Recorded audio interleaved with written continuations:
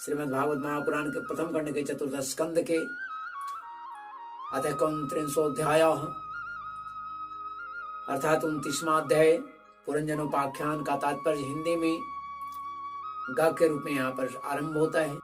गोविंद जय जय गोपाल जय जय गोविंद जय जय गोपाल जय जय श्री राधा रमण हरि गोविंद जय जय गोविंद जय जय गोपाल जय जय राधा रमण हरि गोविंद जय जय गोविंद जय जय गोपाल जय जय राधा रमण हरि गोविंद जय जय कृष्ण की जय जय राम की जय जय श्री राधा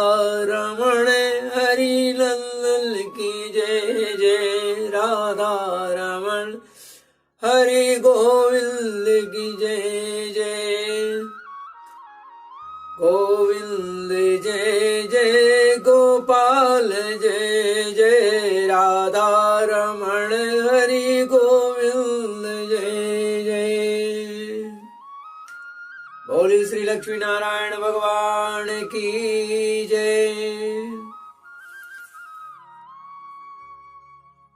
जिससे किसी को अणुमात्र भी भय नहीं होता वही उसका प्रियतम और आत्मा है। ऐसा जो पुरुष जानता है वही ज्ञानी है और जो ज्ञानी है वही गुरु है एवं साक्षात श्री हरि है। नारद जी कहते हैं प्रश्न एवं ही संचिन्नो भवता पुरुषर्षभ अत्र मे वदतो गुह्यं निशामय सुनिश्चितम्। हे पुरुष श्रेष्ठ, यहां तक कि जो कुछ कहा गया, यहां तक जो कुछ कहा गया है उससे तुम्हारे प्रश्नों का उत्तर मिल गया। तुमने जो प्रश्न किया था उन प्रश्नों का उत्तर मैं दे दिया हूं। अब मैं एक भली भांति सुनिश्चित किया हुआ गुप्त साधन बताता हूं, ध्यान देकर सुनो। पुष्प वाटिका में अपनी हिरनी के साथ विहार करता हुआ एक हिरण मस्ती से घूम रहा है और मस्त होकर के वह दोनों हरे हरे दूब चल रहे हैं, तीर्ण चल रही है या चल रहा है। उसके कान भौरों के मधुर गुंजार के कारण या मधुर गुंजार में लगे हुए हैं। उसके सामने ही दूसरे जीवों को मारकर अपना पेट भरने वाला भेड़िया, ये भेड़िया ताक लगाए खड़ा है। उसी समय एक शिकारी पीछे से, शिकारी व्याध जो है उस हिरण को बीधने के लिए अपनी तरकस, अपनी बाण धनुष पर चढ़ाए हुए है और बाण को छोड़ देता है। चूंकि हिरण बेशुद्ध अवस्था में शुद्ध बुद्ध खो करके, मस्त होकर के वह घास को चर रहा है और उस समय वह बाण छोड़ दिया गया है। अब इस मामले में उसको कुछ भी पता नहीं है तो अंदाज लगा सकते हैं इस हिरण की दशा के बारे। इस हिरण की क्या दशा हुई होगी, क्या दशा हो सकता है। जीव जो असक्त है यही स्थिति में है आज। राजन, नारद जी कहते हैं, फिर कहते हैं कि राजन अब इस रूपक का आशय सुन लो। इस रूपक का आशय क्या है। यह मृत प्राय हिरण कौन है। यह मृत प्राय हिरण जो है वह तुम हो। तुम अपनी दशा पर विचार करो। पुष्पों की तरह ये स्त्रियां केवल देखने में सुंदर हैं। इन स्त्रियों के रहने का घर ही पुष्प वाटिका है। घर जो है वह पुष्प वाटिका है और इसमें रहकर तुम पुष्पों के मधु और गंधों को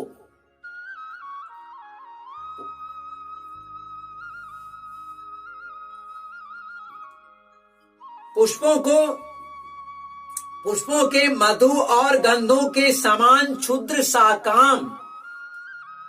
शाकाम कर्मों के फलस्वरूप जीव जनेंद्रियों को प्रिय लगने वाले भोजन और स्त्री संग आदि तुच्छ भोगों को ढूंढ रहे हो, खोज रहे हो और उसे भोग रहे हो। सदा स्त्रियों से घिरे रहते हो और अपने मन को तुमने उसी में फंसा रखा है। स्त्री पुरुषों का मधुर भाषण जो है वही भंवरा है, वही जो है भंवरा है। जो स्त्री और पुत्र हैं, पुरुष अगर कहे होंगे तो वो नहीं, स्त्री और पुत्र जो हैं जिनके मधुर भाषण सुन करके मन प्रसन्न गदगद हो जाता है, ये दोनों इनकी आवाज जो है उस भंवरे की आवाज की तरह है।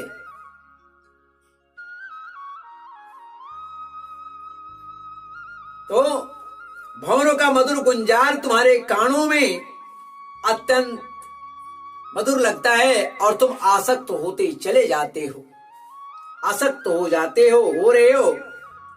सामने ही भेड़ियों का झुंड है और ये भेड़ियों का झुंड कौन है। काल के जो हैं सैनिक हैं, काल के अंश हैं। दिन और रात ये निरंतर तुम्हारे आयु को छिन्न कर रहे हैं। परंतु हे राजन, तुम उसकी परवाह नहीं करते। तुम उसकी परवाह किए बिना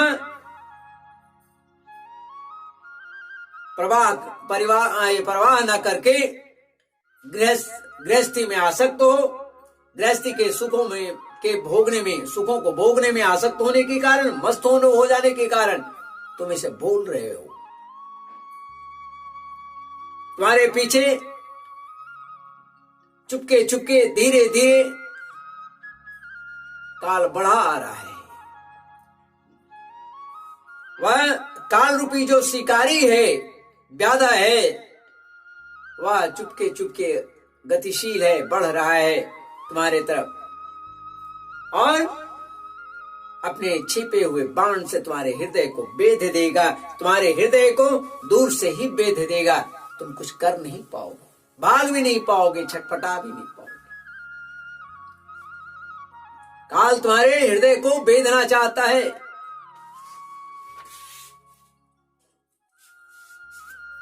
सतम विचच मृग चेष्टित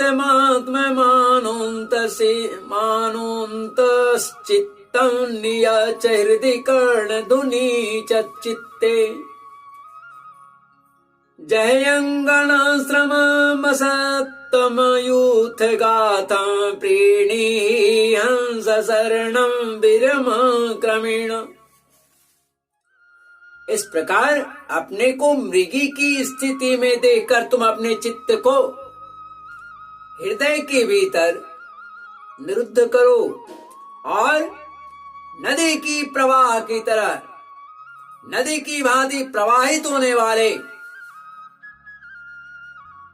नदी की भांति प्रवाहित होने वाले श्रवणेन्द्रिय को, वाय वृत्ति को चित्त में स्थापित करो,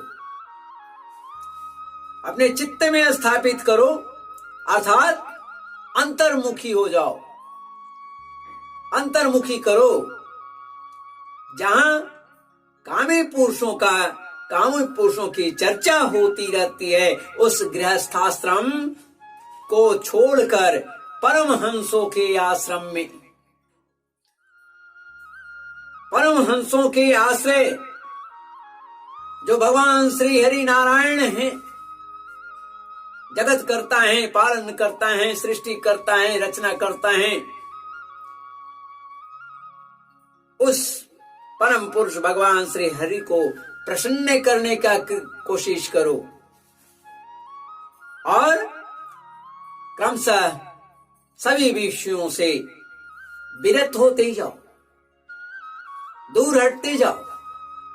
इसी में तुम्हारा कल्याण है। राजा प्राचीन बरही ने कहा कि भगवान, आपने कृपा करके मुझे जो उपदेश दिया उसे मैंने सुना और उस पर विशेष रूप से विचार भी किया। मुझे कर्म का उपदेश देने वाले इन आचार्यों को निश्चय ही इसका ज्ञान नहीं है। हम जहां तक समझते, यदि इस विषय को जानते तो मुझे इसका उपदेश क्यों करते? तो इन विषयों का उपदेश क्यों नहीं करते? प्राचीन बरही फिर कहते हैं कि हे नारद मुनि, हे विप्रवर, मेरे उपाध्यायों ने आत्म तत्व के विषय में मेरे हृदय में जो कुछ मान संशय खड़ा कर दिया था, उसे आपने पूरी तरह से काट दिया। इस विषय में इंद्रियों की गति न होने के कारण मंत्र दृष्टा ऋषियों को भी मोह हो जाता है।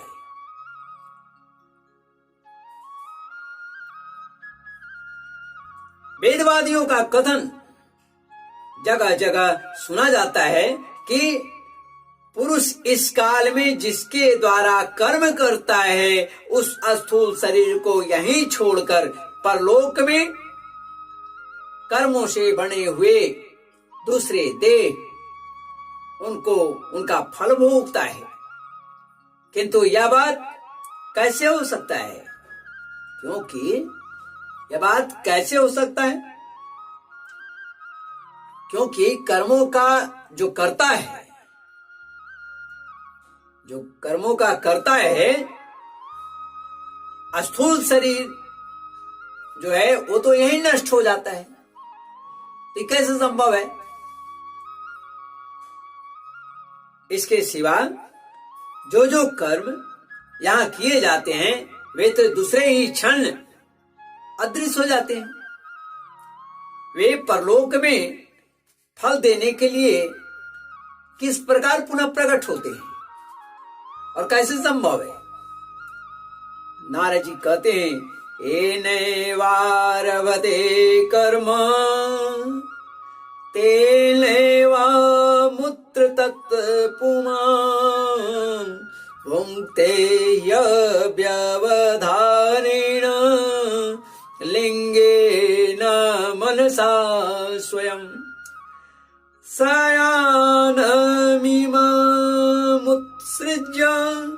श्वासन्तं पुरुषो यथा कर्मात्मन्याहितं भुक्ते तादृशेनेतरेण वा। नारद जी कहते हैं कि राजन, ये जो स्थूल शरीर है ना, तो ये स्थूल शरीर तो लिंग शरीर के अधीन है। ये जो स्थूल शरीर है वह लिंग शरीर के अधीन है, अतः कर्मों का उत्तरदायित्व उसी पर है। जिस मना प्रधान लिंग शरीर की सहायता से कार्य किया जाता है या मनुष्य कर्म करता है, वह तो मरने के बाद भी उसके साथ ही रहता है। उसके साथ ही रहता है। अतः वह परलोक में परोक्ष रूप से, वो परलोक में परोक्ष अपरोक्ष रूप से, परोक्ष रूप से नहीं अपरोक्ष रूप से स्वयं उसके द्वारा इसका फल भोगता है। बात को बहुत गौर से सुनने की चीज, समझने का चीज है। स्वप्नावस्था में मनुष्य इस जीवित शरीर का अभिमान तो छोड़ देता है। स्वप्न की अवस्था में मनुष्य जो है अभिमान तो छोड़ देता है, किंतु इसी के समान अथवा इससे भिन्न प्रकार के पशु पक्षी जीव जंतु आदि शरीर से वह मन में संस्कार रूप से स्थित कर्मों का फल भोगता रहता है। इस मन के द्वारा जीव जिन स्त्री पुत्रादि के, जिन स्त्री पुत्रादिकों के ये मेरे हैं, ये मेरे देह से उत्पन्न है, या मेरा है, या मैं हूं, ऐसा कहकर मानता है। जब ऐसा कहकर के वह मानने लगता है तो उनके किए हुए पाप पुण्यादिक कर्मों को भी अपने ही ऊपर ले लेता है। जब इस तरह की बातें उसके अभिमान बस अगर आता है, या उसके प्रति आसक्ति वश आता है, लोभ बस आता है, तो उनके द्वारा किए गए कर्मों का पाप और पुण्य का दोष भी वही ले लेता है, जैसे स्वीकार करता है। उनके कारण इसे, इन्हीं कारणों से उसे व्यर्थ ही पुनः उसे जन्म भी लेना पड़ता है। जिस प्रकार ज्ञानेंद्रिय और कर्मेंद्रिय दोनों की चेष्टाओं से उनके प्रेरक चित्त का अनुमान किया जाता है, क्या बात है। उसी प्रकार चित्त की भिन्न भिन्न प्रकार की वृत्तियों के कारण या भिन्न भिन्न वृत्तियों से पूर्वजन के कर्मों का भी अनुमान हो जाता है। उसके कर्म के अनुसार, कर्म को देखकर लोग अंदाज लगा लेते हैं कि वह पूर्वजन का कैसा इंसान था, कैसा जीव था।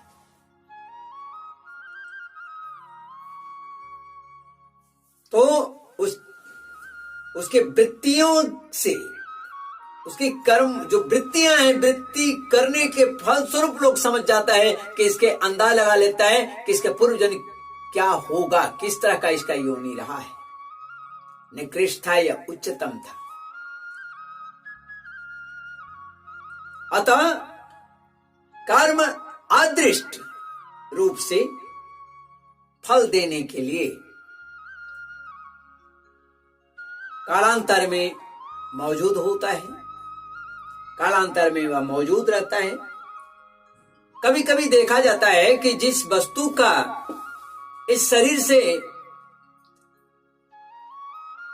कभी अनुभव नहीं किया है, वैसी वस्तु इस शरीर से अनुभव नहीं किया गया है, जिसे न कभी देखा है, न सुना है, न परखा है, लेकिन उसको स्वप्न में वह जैसी होती है वैसा ही अनुभव हो जाता है, वैसा ही वह अनुभव हो जाता है। तो राजन, तुम निश्चय मानो कि लिंग देह के अभिमानी जीव को उसका अनुभव पूर्व जन्म में हो जाता है।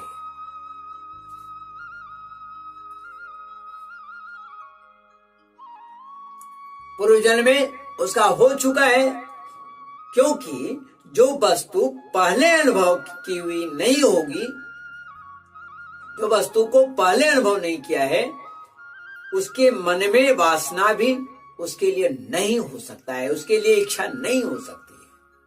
जिसे वो देखा नहीं है, जिसे जाना नहीं है, लेकिन स्वप्न में वो इस चीजों को देखता है। तो ये पूर्व जन्म के अनुसार संभव है। राजन, तुम्हारा कल्याण। श्रीमद् भागवत महापुराण के प्रथम खंड के चतुर्थ स्कंद के अतः 29 अध्याय पुरंजनोपाख्यान का तात्पर्य ग के रूप में हिंदी में यहाँ समाप्त होता है। श्रीमन्नारायण नारायण नारायण गोविंद नारायण नारायण नारायण हरि हरि नारायण नारायण